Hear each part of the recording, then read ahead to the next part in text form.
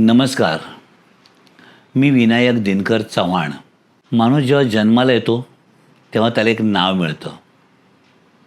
नावासोबत आडनाव मिळतं. त्याचबरोबर त्याला एक गाव मिळतं, जसं मला मिळालं आहे. उंबरणे बिडवाडी, तालुका कणकवली. आणि या आमच्या गावात आमच्या गांगेश्वराचा जीर्णोद्धार. आपलं देऊळ हे पुरातन देऊळ आहे आणि एका विशिष्ट शैलीतलं आहे. तर त्याचा आपण ढाचा तसाच ठेवून त्याचा जो काही आपण नूतनीकरण केलं आहे, त्याचा एक समारंभ 12, 13, 14 मे रोजी आपल्या गावी संपन्न होतो आहे. सगळ्या मुंबईकरांनी, गावच्या लोकांनी खूप मेहनत घेऊन आणि सगळ्यांच्या सढळ हस्ते मदतीमुळे हे आपलं स्वप्न साकार होतं आहे.